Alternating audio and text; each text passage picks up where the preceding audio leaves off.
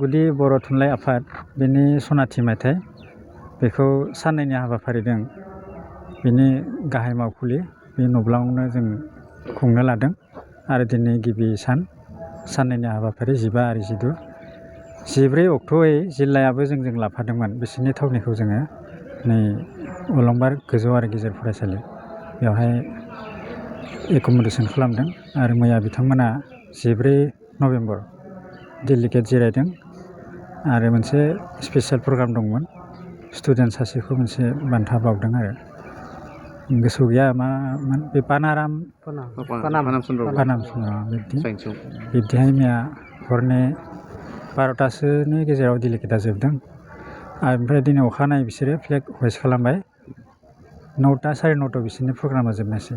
14 तारिख आरो 15 तारिख भेरगाव जिल्ला बर' थुनलाइ आफादना बेनिफ्राय जों दिनै गिबि हाबाफारि हिसाबै प्रग्रामनि टाइम मथे जाजोबलाङाखिसै आधा घन्टा डिफारेन्स जादों सिडिउल टाइमनिफ्राय आरो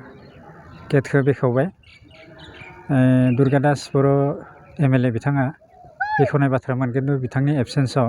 एक्स MLA महेश्वर बर' बिथाङा बेखेवदों नेक्स्टआवहाय नब्लांखौ बे मेन जिथु पेन्डेल बेखौ MCLA भबेन्द्र बर' बे बेखेवनायसै आरो बेवहाय literary competition drawing competition extempore speech बेनिफ्राय गावनो सुजुनाय खन्थाइ फरायथिनानै बादायलायनाय बे हाबाफारिया सोलिदोंमोन एक्सटेम्परा हयथ' नैबे समाव जोब्बाय दा गावनो लिरनानै खन्थाइ आवरायनाय बेयो सोलिबाय थादों आरो लोगोसे एखे समावनो अलंबार गोजौ फरायसालिनि मोनसे जोंनि गोलाव कम्पाउन्डआव रुमाव डेलिगेट मिटिङा सोलिबाय थादों बेखौ जों मुं दोनदों खैराबारि गुदि बर' थुनलाइ आफादनि गायसनगिरि नेहाथारि बलराम बर' बिथांनि मुङाव जों बे थान्दै मेलखौ उसुर्गा खालामदों आरो माने गुबुनथिंजाय बिथांनि फिसाजोआ आरो मा होनोमोन बे निर्मला बर' उदालगुरि जिल्ला आबोबनि आफादगिरि बेनिफ्राय लक्ष्मन कसारि बिसोर सानैजों लोगो नांनानै जयै अनसुंथाइ होनायसै खुगा लाइसि आगान बोसोरफ्रोमबो बेखौ दिहुननाय जायो गुदि बर' थुनलाइ आफादा बेखौ जोङो एसे उनाव बेखेवगोन दायो सिनायथि हाबाफारिनि उनाव जों RCनि आफादगिरि बेखौ मावफुं आफादगिरिया RCआव बराय बिबुंथि होगासिनो दं दा समसिम बिसिनि डेभेलप जादों आरो जेरै माने खैराबारि गुदि बर' थुनलाइ आफादा माबाफोर माने गोख्रों बेबायदि बेखौ प्रस्ताबफोर लानाय दं थांखिफोर नाजादों बे थांखियाव लागै जों सहैनो हायाखै दा जास्ट माने बेखेवदोंसो नालाय बराय बिबुंथिया जादों दा डिसकासननि गेजेरजों जों माबायदि थांखिफोरखौ लानो हायो सनाथि मायथाइ जाबाय नालाय जों एसे बेयावहाय फकासखौ मोनसे मोजां मेसेजजों होनो हायोब्ला जे बे थान्दै मेलाव ओरैबायदि मोनसे मोजां थांखि लानांगौ बे थांखिनि गेजेरजों जों बेखौ इमप्लिमेन्ट खालामोब्ला बर' समाजा जों एसेब्लाबो दावगानो हायो आरो बेजों जों मोनबाय जेराव माने दायो थुनलाइ आफादनि बे माने कनफारेन्सआ जागासिनो दङ दा बेहायनो जों नुबाय बे फरायसालियानो जेबो मोनसे गोबां जेंनाजों मोगा मोगि जानाय दा बेनि सुस्रांनो थाखाय स्पेसियेलि थुनलाइ आफादनिफ्राय माबाफोर दाबिफोर थागोन नामा बेखौथ' जों मा गुदि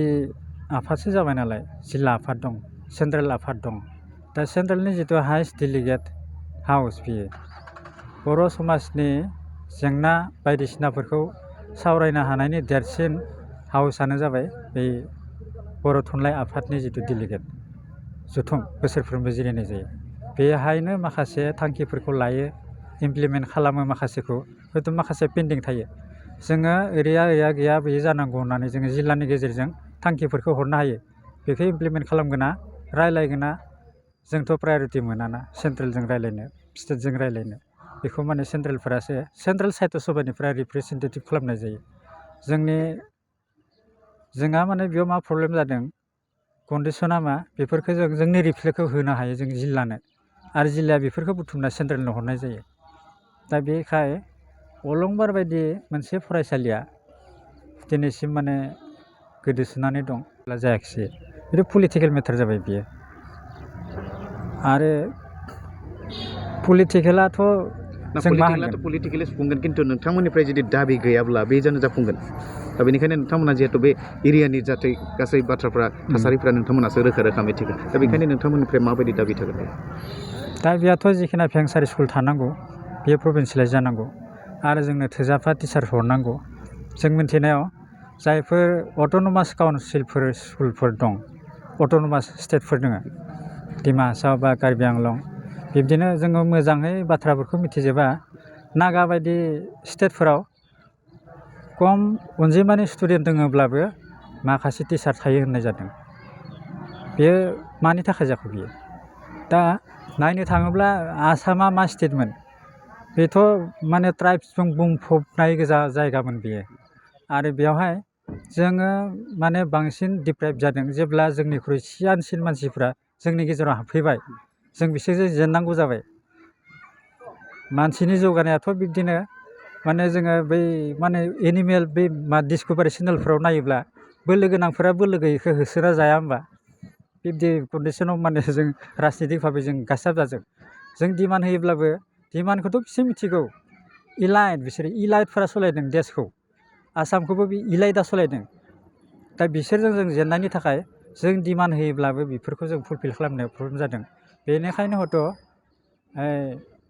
जोङो जोंखौ मोजाङै जोंनि साननाय बायदि एडमिनिस्ट्रेसन खालामनो मोन्थायखौ जाहाथे जों बानायना लानो हायो बे थांखियाव हयथ' उपेन्द्रनाथ ब्रह्म बड'फाया सानदोंमोन बियो आरो बिनि सिमांखौ जों फुलफिल खालामनो हायोब्ला हयथ' जोङो अलंबार नङा बेबायदि माखासे गोलैना थानाय फरायसालिफोर दङ बेफोरखौ जोङो जोंनि गोसो बायदियै प्रभिन्सियेलाइज खालामनानै बर' लेंगुवेजखौ गेवसार होनो हागोन आरो दिनै बे लेंगुवेजआ ओरैबायदि आं सानो बे आसामिस लेंगुवेजनिख्रुइ बर' लेंगुवेजनि बैसोआ बारा बिब्दि साननाय जादों आरो बे लेंगुवेजखौ जोङो दाबो एक्सपान्ड खालामनो हागोन पलिटिकेलि जुदि जोङो मोजां सापर्ट मोनोब्ला गभर्नमेन्टनिफ्राय आरो इउनाइटेडलि जोंबो बर' जनगोष्ठिया बर' कमिउनिटिया इउनाइटेड भइसजों मोनसे आमब्रेलानि आन्दाराव थानानै राजनिति खालामोब्ला बांसिन बेयाव बेनिफिट जागोन आरो जों गावस्रानायनि गेजेरजों जुदि पलिटिकेलाव थायोब्ला बेजों जों मोजां फिथाइ मोननाय नङा आं बिदिखौ सानो जोंनि जायफोर अनसुंथाइ होगिरि गेदेमा बिथांमोननिसिम जोङो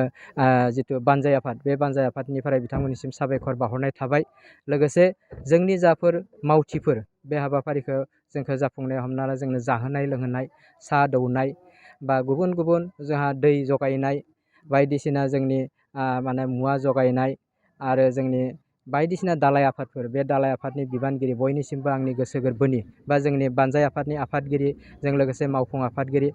लेङाइ नेहाथारि जोंनि सोद्रोमा बिथांमोननि सिम आंनि गोसो गोरबोनि बा जोंनि गोसो गोरबोनि खुलुमनायखौ बावहरबाय आं आसा खालामदों दिनै जेरैबायदि जोङो गाजा गोमजायै जोंनि हाबाफारिखौ खुंलांनो हादों गाबोनबो जों खुंनो हागोन गाबोननि हाबाफारियाव जोंहा मोनसे हाबाफारि जों लादों निस्सय जोंनि साननायाव मोजां हाबाफारि बे जाबाय जोङो गोजाम आरो गोदान जायफोर बिबानगिरि बे बिबानगिरिफोरनि गेजेराव मोनसे जोङो माने जथुमलायनाय गेट टुगेदार बेबायदि मोनसे जों हाबाफारि लादों आरो बेवहाय निस्सय जोंनि खैराबारि हालामनि बा जोंनि खैराबारि गुदि बर' थुनलाइ आफादनि सिङाव थानाय जायफोर जोंहा सिनियर वर्कारफोर गोजाम जायफोर बिबानगिरि आरो जायफोर गोदान बिबानगिरि बिथांमोना बेवहाय नुजाथिफैगोन जोंनि जानिखि जोंनि रमान स्क्रिप्ट माने जिथु आन्दलन बे आन्दलनाव जायफोर बाहागो लानानै दासिम थांना दङ बिथांमोनाबो जोंनि बे हाबाफारियाव नुजाथिफैगोन आरो फैनानै निस्सय बिथांमोननि जिथुनिखि बारग'लांनाय बा बे थांनाय जिबिलांनि सानफोरनि जिथु गोसोखांथि बे गोसोखांथिफोरनि निस्सय जोङो माने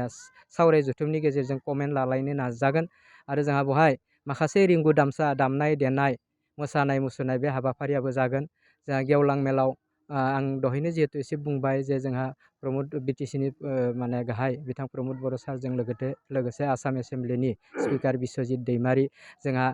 थुनलाइ आफादनि मानगोनां बारग' आफादगिरि तरेन बर' सारजों लोगोसे जोंहा दानि जिथु दुलाराय बर' थुनलाइ आफादनि गाहाय नेहाथारि नीलकान्त गयारि बिथांमोनाबो जिहेतु फैगोन आरो जिल्लानि गुबुन गुबुन बिबानगिरिमोनाबो फैगोन निस्सय गाबोननि जोंनि जिथु गेवलां मेल बे गेवलां मेला गाजा गोमजायै जोंहा जाफुंसारगोन आरो हरनि समाव जोङो मोनसे हाबाफारि लादों बे जाबाय जोंहा हारिमु बिलिफां आरो बे हारिमु बिलिफाङाव जोंहा सासे आसामनि जोंनि बिटिसिनि बा बिटिआरनि सासे मुंदांखा फेस्ला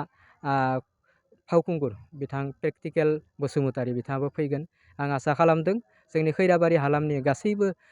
रायजो राजा लोगोसे जोङो राव धोरोम हारि बासियालासिनो बयबो बेवहाय लोब लोब फैनानै गाबोननि हाबाफारिखौ गाजा गोमजायै जाफुंसार होगोन होननानै आं आसा खालामदों। आरो दिनैनि बे हाबाफारियाव जोंहा जायफोर मिडिया जोंनि गेजेराव फैनानै जोंनि एसे मा होनो मोगा मोगि लाबाय बिथां मिडियानिसिम जोंनि पानजाय आफादजों लोगोसे गुबै आफाद आरो बेवहाय जोंहा बाहागो लानाय जथुमनाय बयबो नोंथांमोननिसिम जोंनि साबायखर आरो मोजां हामलायनायखौ बावहरनानै आं बेखिनियावनो फोजोबबाय। गोजोन्थों।